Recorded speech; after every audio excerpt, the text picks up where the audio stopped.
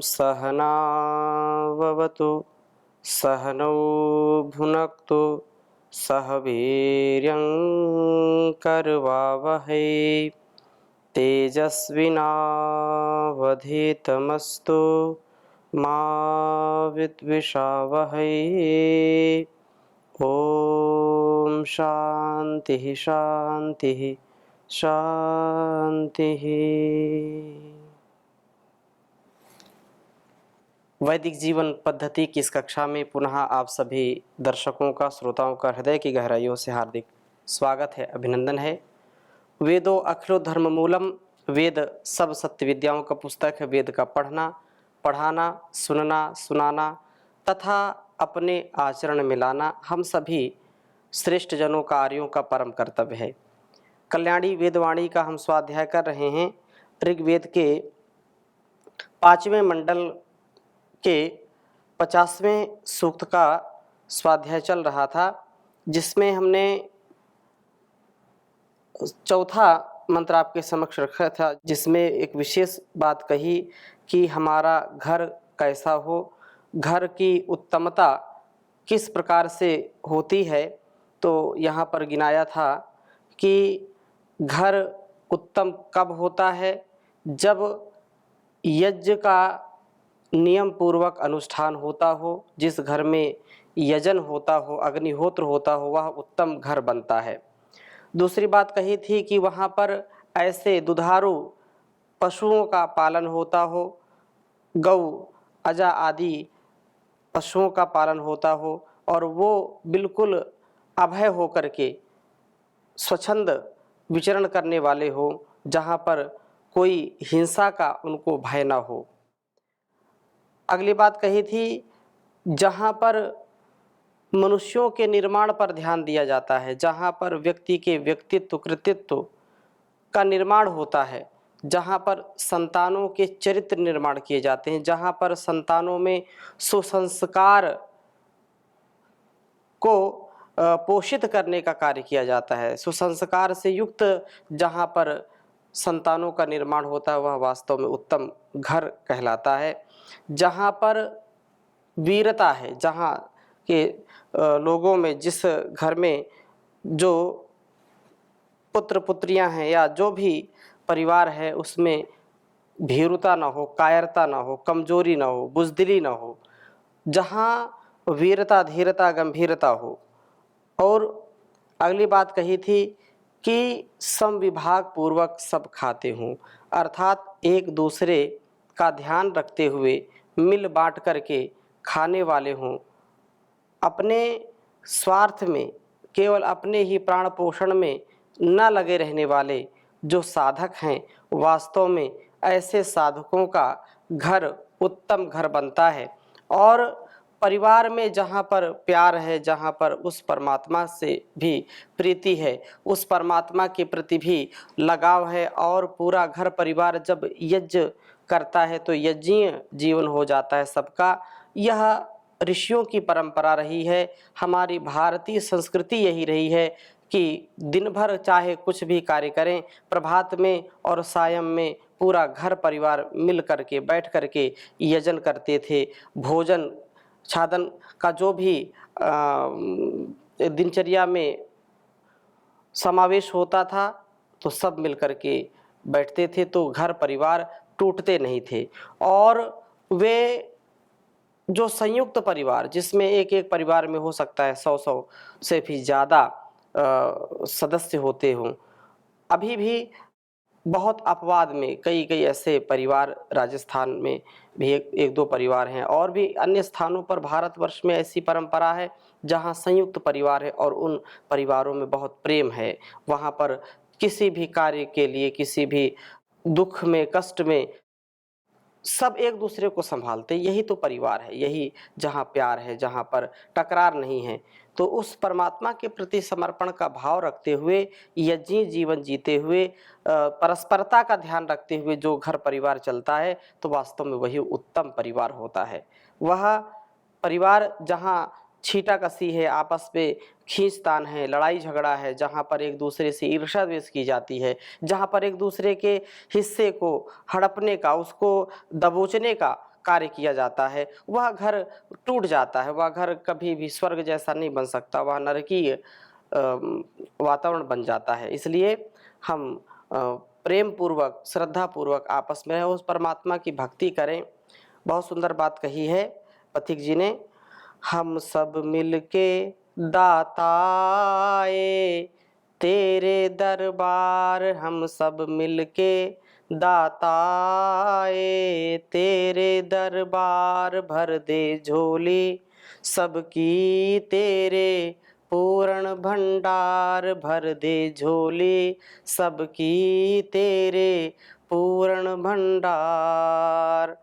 होवे जब संध्या काल होके निर्मल तत्काल, होवे जब संध्या काल निर्मल होके तत्काल, अपना मस्तक झुका के करते तेरा ख्याल, तेरे दर पे आके बैठे सारा परिवार, हम सब मिलके दाताए तेरे दरबार।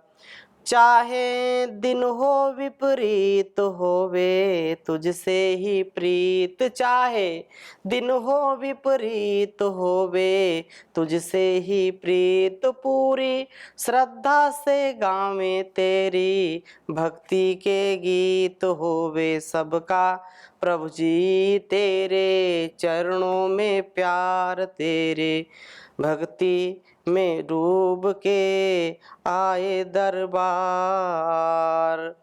लेके दिल में फरियाद तुझको करते हैं याद, जब हो संकट की घड़ियां मांगे तुमसे इमदाद, सबसे बढ़ के जग में तेरा ऊंचा आधार, हम सब मिलके दाता आए तेरे दरबार। तू है दुनिया का वाली सबकी करता रखवाली, तू है दुनिया का वाली करता सबकी रखवाली, हम हैं रंग रंग के पौधे तू है हम सब का माली, हम हैं रंग रंग के पौधे तू है हम सब का माली, पथिक बगीचा है तेरा यह सुंदर संसार, हम सब मिलके दाताए तेरे दरबार, भर दे झोली सबकी तेरे पूर्ण भंडार। तो हम सब मिल करके जब एकत्व के भाव में परिवार में समाज में रहते हैं तो कोई भी समस्याएं, कोई भी मुसीबतें, कोई भी संकट आता है तो उस संकट को भी, उस मुसीबत को भी, उस पहाड़ जैसे दुख को भी हम सहन कर लेते हैं।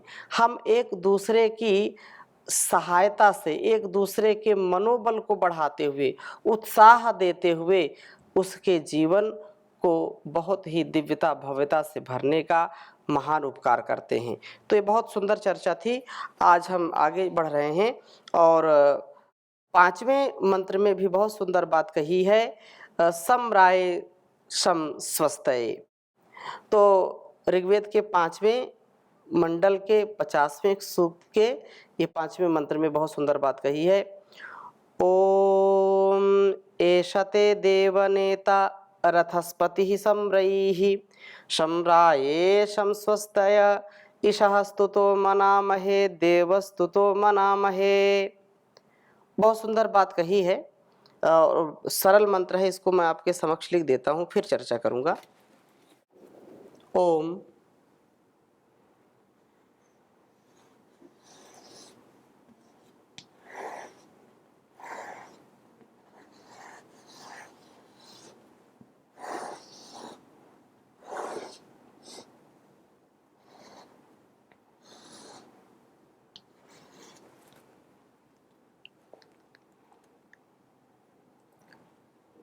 एषा ते देवा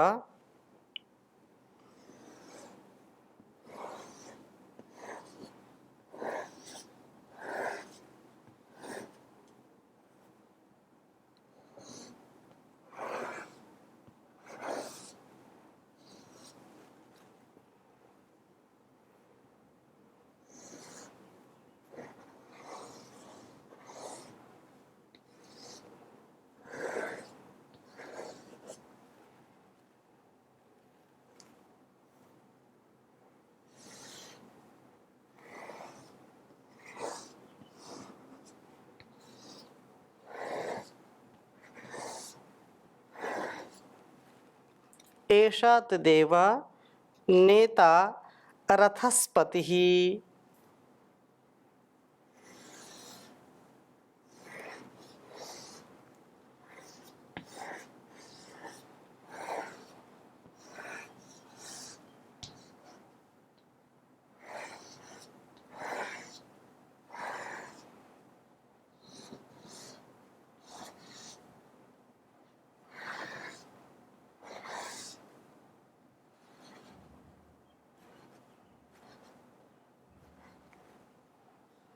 रथस्पतिः शम्रैः।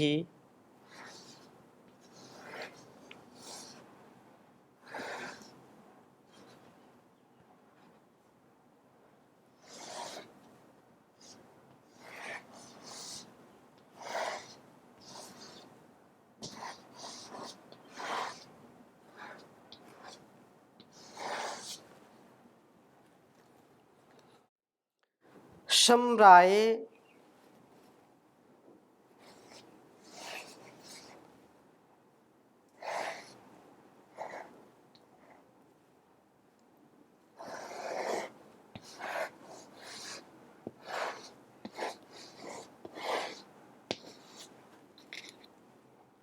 शमस्वस्तय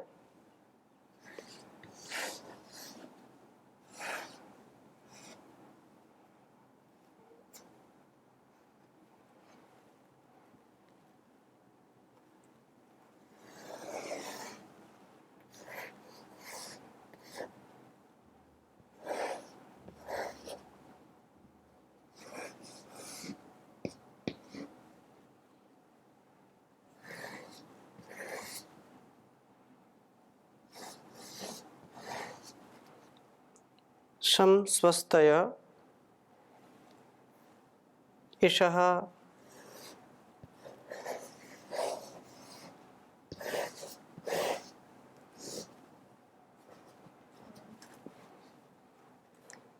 स्तुतो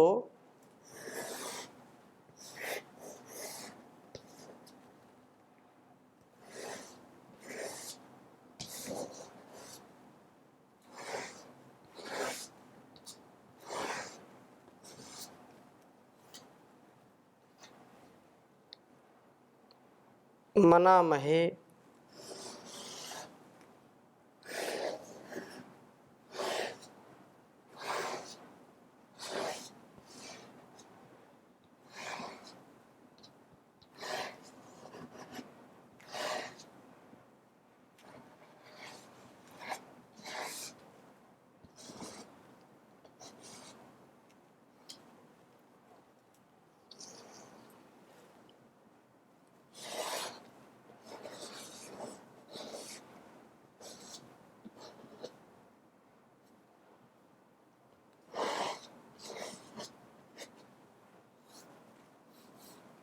मनामहे देव स्तुतो मनामहे।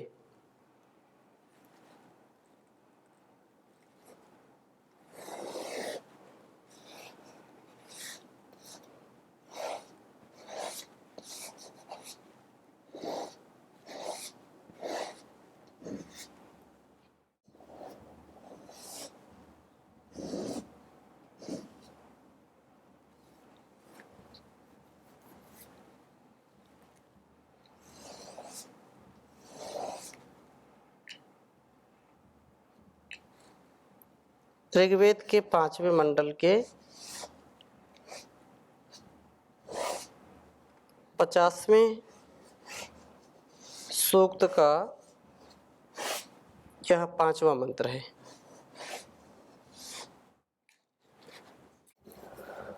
ओम एषा ते देवनेता रथस्पतिः शम्रैः शम्राय शंस्वस्तय इषः स्तुतो मनामहे देवस्तुतो मनामहे।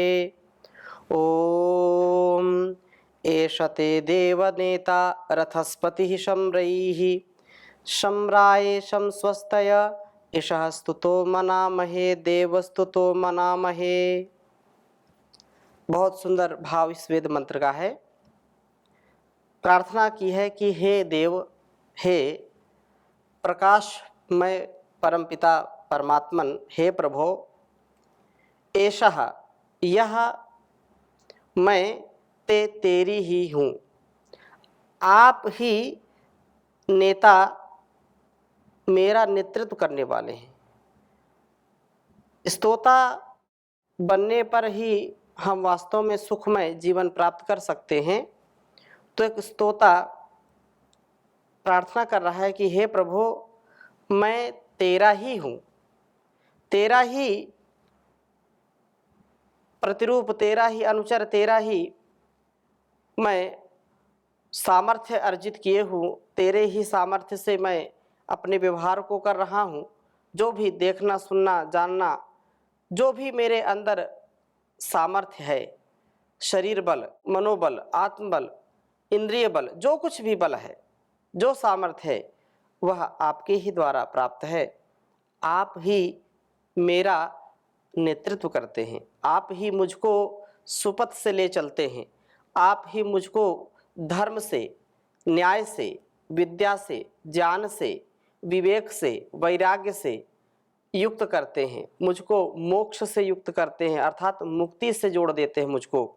हे प्रभु, आप मुझको आगे ले चलने वाले हैं। रथस्पति ही, आप मेरे रथ के रक्षक हैं। यह शरीर रूपी रथ भी आत्मानं रथिनं विद्धि शरीरम रथमेव तो, बुद्धिम तो सारथिम विद्धि मनः प्रग्रहमेव च। ये जो शरीर है, यह शरीर भी रथ के रूप में है, और हे परमपिता परमेश्वर, आप ही इसकी रक्षा करने वाले हैं।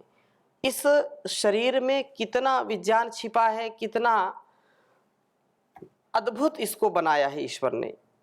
हम भोजन करते हैं, रोटी खाते हैं, फल खाते हैं, सब्जी खाते हैं, सात्विक आहार जो भी ग्रहण करने के योग्य हैं उनको खाते हैं, और वो इतनी बड़ी यहाँ पर फैक्ट्री अंदर लगा रखी है शरीर में कि वह अलग अलग भागों में विभक्त हो जाता है। रस के रूप में, रक्त के रूप में, मांस, मेद, मज्जा, अस्थि, शुक्र, वीर्य आदि जो सप्त धातुएं हैं उनमें वह परिवर्तित हो जाता है। कितना अद्भुत बनाया है।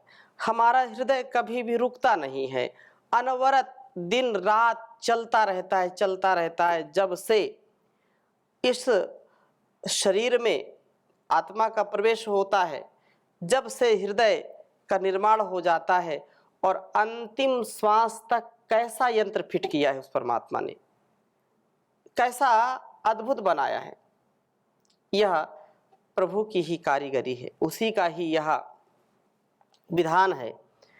एक मिनट के लिए भी हम श्वासों को नहीं रोकते, अर्थात प्राणायाम के समय जो श्वास प्रश्वास की स्थिति है वो बात अलग है, लेकिन एक क्षण के लिए भी कभी श्वास रुकते नहीं। सोते, जागते, चलते फिरते, उठते बैठते, कुछ भी करते, ये कैसा विज्ञान उस भगवान ने इसमें लगाया है, कैसी व्यवस्था की है। बिना कुछ किए आँखों को यदि हम देखें तो पलकें एक मिनट में कितने बार ये झपके आती हैं, आँखें जैसे कोई गाड़ी में वाइपर लगा रखा है और वह साफ करता रहता है बीच बीच में। ऐसे ही परम पिता परमेश्वर के द्वारा ये शरीर की जो संरचना है, अद्भुत संरचना है। इसलिए वेद मंत्र में कहा कि आप हमारे रथस्पति ही, आप हमारे इस रथ के रक्षक हैं, आप इस सारे संसार के रक्षक हैं, आप शरीर और संसार के पालक पोषक हैं। रही ही आपसे दिया हुआ धन सम हमारे लिए शांति कर हो, अर्थात आप जो धन धान्य से, पुत्र पौत्र आदि से, ऐश्वर्य से युक्त करते हैं, वह धन धान्य, वह यश, ऐश्वर्य या कीर्ति से हम कभी भी गलत रास्ते पर न चल पड़ें, कभी भी उसके अहंकार में आकर के धर्म का मार्ग न छोड़ दें, हम कहीं पथ भ्रष्ट न हो जाएं।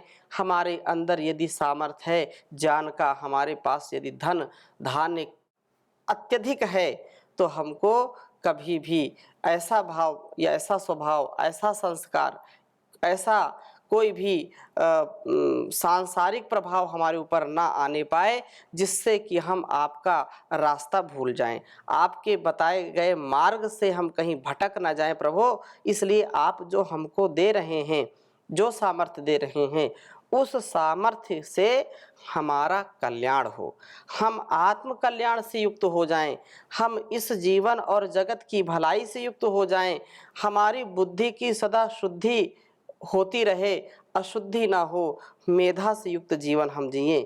हम एषः स्तुतः, उस ऐषणीय चाहने के योग्य प्रभु के स्तोता बन करके राय धन के लिए, सम शांति के लिए मना महे याचना करते हैं। प्रभु, हम जो वर्णीय है, जो वर्ण करने के योग है, उसको वर्णीय प्रभु को हम वर्ण करने का सामर्थ्य अर्जित करें। हम याचना करते हैं जो सच्चा धन है, जिससे मेरा और मेरे जीवन का, इस संसार का जिससे कल्याण होने वाला है, वह कल्याण मैं प्राप्त कर पाऊँ, ऐसा सामर्थ्य मुझको दीजिए प्रभु। और स्वस्थ उत्तम स्थिति के लिए, शांति के लिए देवस्तुतः, उस प्रकाशमय प्रभु के स्तोता बन करके, या हम उस प्रभु के सच्चे भक्त बन करके, उसके अनुयायी बन करके, उसके दास बन करके, दासत्व का भाव अपने अंदर समाहित करके उत्तमता को प्राप्त हों। मनामहे, याचना करते हैं प्रभु, हम बार बार वंदना करते हैं, बार बार प्रार्थना करते हैं, हमारा जीवन स्वस्थ हो, व्यस्त हो, मस्त हो, किसी प्रकार से रोगग्रस्त न हो। यही है प्रार्थना भगवन, मेरा जीवन निराला हो, परोपकारी सदाचारी वलंबी उम्र वाला हो, तजू छल झूठ चालाकी, बनूं सत संग अनुरागी, गुनाहों और खताओं से मेरा जीवन जियाला हो। यही है प्रार्थना भगवन, मेरा जीवन निराला हो, यह जीवन मेरा श्रेष्ठतम हो, उत्तरोत्तर उत्तमोत्तम मेरी स्थिति होती जाए, ऐसी प्रार्थना है प्रभु। मैं सुखपूर्वक जीवन, शांतिमय जीवन, आनंदमय जीवन प्राप्त कर सकूं, ऐसा सामर्थ्य मुझको दीजिए। तो इन्हीं भावों के साथ आज की कक्षा को यहीं पर विराम देंगे, शेष चर्चा अगली कक्षा में करेंगे। ओम शांति शांति शांति।